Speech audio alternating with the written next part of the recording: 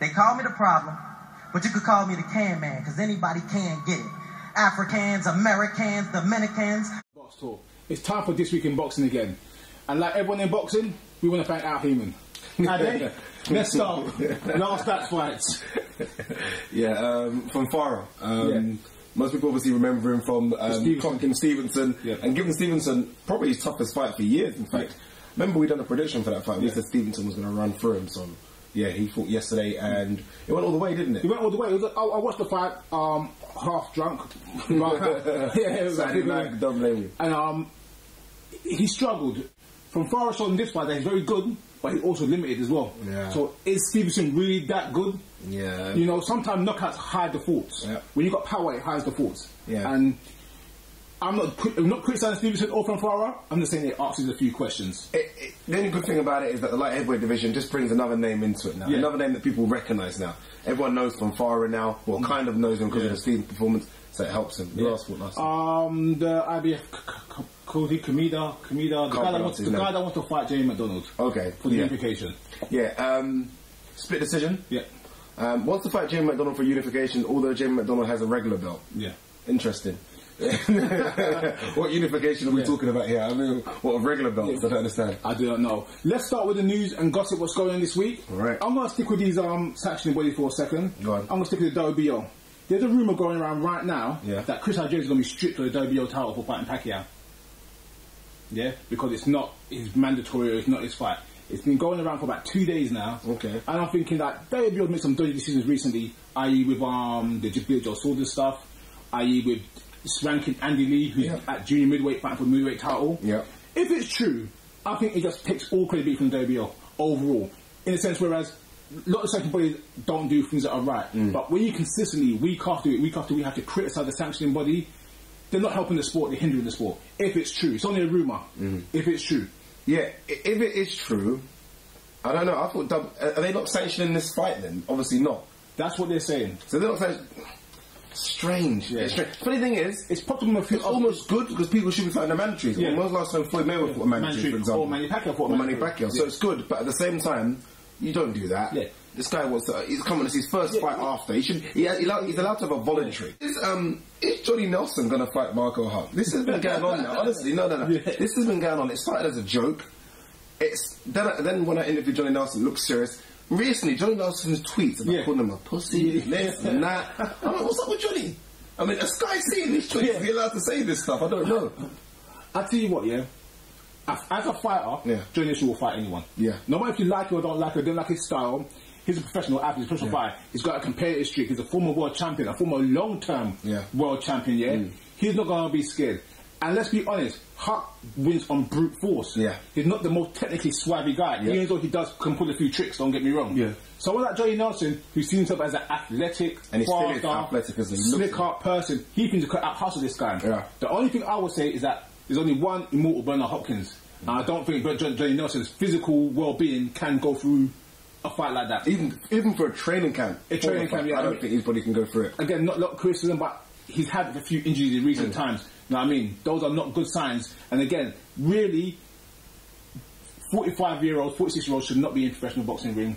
You take out George Foreman, you take out Hopkins, you take out Archie Moore, take out Jersey Joe Walcott. It's a handful. It's a handful. And those guys were elite. You know what I mean? And George Foreman just had a punch. He wasn't even the George Foreman of it. He just had a big punch, could knock people out. He had those arms that used to pop right. That was so big, just cover his whole face, his whole body. It's funny you said that about Johnny Nelson fighters being fighters. I remember when Tony Bellew and Cleverly were in the ringside, and that guy asked the question, how would you fare against both of them? Cleverly, he was very, I'm a natural cruiserweight. Basically, these guys haven't got a chance. It's like the fight still rages for him. Of course. Anyone that's ever been in a boxing ring, win, lose or draw, anyone that's ever sparred, once you've got a competitive spirit and you want to go, you feel you're going there to win. You're not going there to lose, and I'm trying to say. So no matter how you cut it, even if you've got the worst skills in the world, you're going there to try to knock someone's head off. What else you got? I've got quite a few bits this week I thought were quite interesting. Adonis Stevenson, we spoke talking earlier on. He's now fighting some obscure guy. I can't remember this guy's name. And the question that got me asking about Stevenson, he's pricing himself out of fights. Let's go back through to it. He supposed to fight Hopkins, and we done this talk already about his whole what happened. It didn't go through. He supposed to fight Kovalev, then he jumped over to Showtime. Then he's supposed to fight Pascal, who's been calling him out. The Pascal's been calling him out like ridiculous. And now he's trying to fight someone else. And the reason why he didn't fight Pascal because he wants more of the money. He's going through, Dan Relford done it in his column and he had a video about it as well on ESPN saying that he's priced himself out all these fights. He thinks he's more valuable than he really is. It reminds me of Winky Wright when Winky Wright was fighting after he fought Jermaine Taylor, I think it was. He thought he was the man, and he didn't end up fighting for maybe a year or 18 months because he's trying to get more money. He's saying he's an A-side, he's a pay-per-view dude when he clearly wasn't. Talent and skill pays the bills to a certain level, but it's the pay in public that makes you pay-per-view or makes you a star. If you don't fight, you're not gonna make no money. You're not gonna be a star. Yeah, it's strange. Look, there's a handful of fighters, and I mean probably 3 or 4, Pacquiao, Mayweather, Cotto, that can literally pick and choose who they want to fight. The rest, I'm sorry, you fight whoever's on the table to fight. You're not that level yet. You're not that level. Don't get me wrong. Anyone can lose a fight, but for last year's fight of the year, to not be fighting, to not fought no one in the top 10, no one, or let's say from Farah and this guy, and I don't think he fought no one else this year. Yeah, I mean. That was last year's fight of the year. Embarrassing. I mean, that's terrible. You know what I mean? For him to go through Cloud, Dawson, and Tony Bellew, 3 decent, very decent light heavyweights. 3 top 10 light heavyweights. Bellew was definitely a top 10 light heavyweight at the time as well. And then for him to be doing what he's doing this year, shame on him, shame on Al Heyman. Yeah, thank you God. Take into account his age as well. Yeah, 36, 37. I've mentioned this before. Fighters that rely on speed and reflexes need to stay sharp. You don't stay sharp, you lose that timing, and those technical flaws will come out. Right. Eubank Jr. Will he, won't he turn up tomorrow? We're obviously going to go there, and I hope he does. Yeah. What's this £50,000 in an escrow account? Yeah. or we're not turning up type thing? Yeah. What's going on? Come on, this is stop it. I don't think it's Chris Eubank Jr. No, it's definitely it's Chris Sr. Chris Sr. keeps saying that he's bringing pride back to the sport. He's bringing the sport back to where it's supposed to be, and I'm trying to say he doesn't want no negative talk, no swearing, no bad press. Yeah. You know, we've heard that certain members of the press are not welcomed by the Eubank family, you know, because he wants credibility, which is understandable from his perspective. Yeah. But at the same time, the game has changed in the past 20 years. Yeah. And again, people don't throw out £50,000. If people get into an argument, a press conference, they get into an argument. Chris doesn't want a bad word said towards his son, which is ridiculous. You can't choose people's thoughts or words. Ridiculous. So as a father, I understand that, but as a promotional aspect, you can't have it in your contract. You can't. That's the thing. As a father, I get that. Yeah, you said it right. He's got to take on now that he's now said he's his son's promoter. Yeah. As a promoter, promote the fight. Yeah. There shouldn't even be questions about him turning up for a press conference. They're trying to sell tickets. They're trying to add prescriptions to Box Nation. You need to sell this fight. Come on, man. Listen, talking about that fight, because it's on my list as well. This fight's now been sanctioned for a guaranteed shot at the WBO title. Yeah. So you need to sell this fight as much as you can, either way. Strange, because we asked the question: will he? If Chris Eubank does win, and I said I think he will win, will he go for a WBO? Because he's talking about him fighting for trying to, the Lonsdale belt and pride back to the sport, or will he go straight for the WBO? Who knows? Well, if you're given a mandatory, you do have 12 months. Yeah, 12 months. So it wouldn't have to necessarily be the next. And the way he runs through British opposition, he could run through 3 Brits. Yeah. No disrespect in 12 months. Yeah, it makes it quite comfortable. Bernard Hopkins this week, he was on an interview I watched on Fight Hype. Yeah. And he started referring to you humans. So he told like, you humans do this. You humans have choices. You humans. This guy. I love Bernard Hopkins, but I watched that and I had a good laugh at that. Yeah, he's gone from the executioner to the alien. But to be fair to him, he started his alien thing about 2 years ago. About 2 years ago, yeah. And he deserves it because I do think he's an alien. Yeah, he's phenomenal. One thing I will quickly add, and we talk about Bernard Hopkins, another name that's always linked with him, James Toney. Oh, I've got James Toney next on my list as well. When he recently said about Golovkin. Yeah, he said, I would basically just destroy him. Yeah. And he would destroy him. He would. So that raises the question for me, because I don't think only James Toney will destroy him. Hopkins destroys him, Roy Jones Jr. destroys him, and a lot of the midweights in that Michael Nunn, the body snatcher. Mike McCallum. Yeah. And it makes me kind of feel like, we talk about GGG being this good, which is a good boxer, but is it because the level is so bad? No, that's what I think. I think there's less complete fighters now than there were before. The levels are not bad, they're still good fighters, but I'm talking about complete fighters that could fight on the front, could fight on the back, could work the body, could work the head, timing, range, this time I'm talking about the whole thing, IQ. Those top fighters are not here no more. There's one or few far between, and that's why that's why they're top of the sport. Is that why when we all laughed about it? Well, I didn't, but a lot of people on Twitter and our YouTube feed, when Eubank Sr. watches Golovkin and he says, "My son will beat him," he's seeing the flaws that maybe we're not seeing. no matter how much you love boxing, you'll never understand what it's like to be a real professional boxer or a world champion boxer, and you're looking at things analytically. Yeah. And someone like Eubank or any ex-world champion or long-term, multiple-time world champion is looking at it in a totally different way than other people are looking at it. And that's nothing. No one will ever understand that unless you've been here. Sticking with James Toney, Ada, you know I'm a James Toney fan. You know I love James Toney. But he needs to retire. His voice is terrible. I could barely hear what he was saying in that interview. Problem for James Toney is that, and I don't mean this in any way, shape or form, the Russians have now come into boxing. Yeah. And what I mean by that is they're promoters and they want these so-called faded American names. Yeah. We know Roy Jones Jr. goes up there. They're praying while them boys knock off Roy. Basically, exactly. So they're always getting Roy fights now. James Toney, I think, was on the undercard of Roy's fight. Yeah, was supposed to be. I don't think he went through. So you know he's going to get fights in Russia, those kind of areas. And they love James Toney. He's going to get good money. Russians have got serious money. Getting paid. Victor Ortiz been added to the Amir Khan card. Yeah. Last chance? Last chance saloon, but I think... Last chance in the sense of being a name player, not just being kind of a part-time boxer. I think it's like top from that. I think Victor Ortiz come for a good year with Expendables 3. Yeah. He's now a crossover star. You bring him to the card, brings crossover audience. That's what they're trying to do as well. That's by what the I think. How stacked is this card? Yeah, the card's getting very stacked. Is he on the same card as Amir? Is he on the No, same card as Amir, I'm hearing. Bloody hell. It's a good, very good card. Can't wait for that card. That's ridiculous. So far we've got Andrade, we've got Khan, we've got Furman, and now Victor Ortiz, and we've got Abdul Mars. Yeah. All on the same card. Yeah. Great card.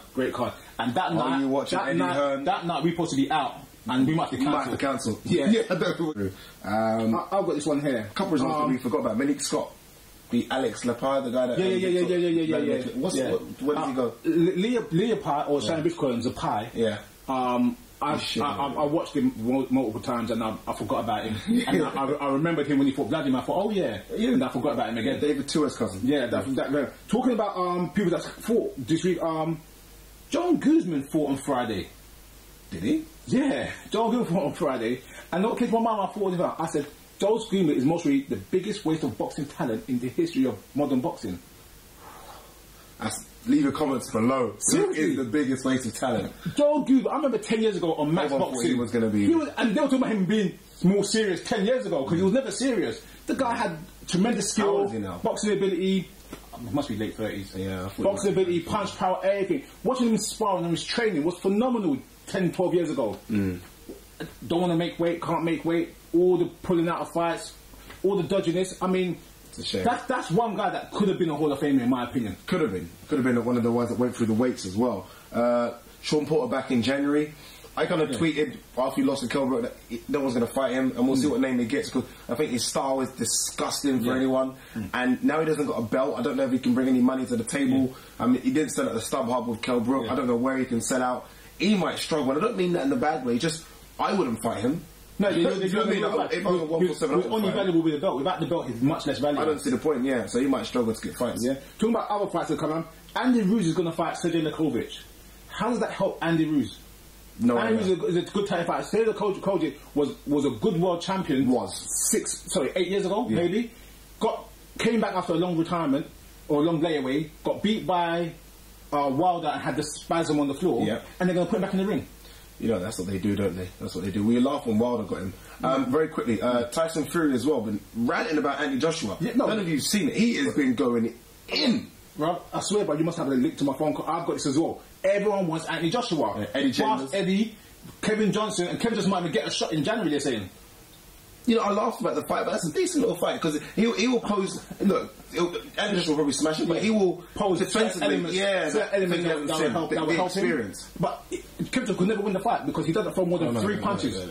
So he could sit on the rope and take a beating. I think he's someone that could last 4 or 5, though. Yeah, he could. You know what I mean? He would last 4 or 5. He could test Joshua's stamina in terms of how much he could go for himself, but he won't test his will or his heart. There you go. Anything else to finish up quickly? Quickly, what we've got here. Let's take a look.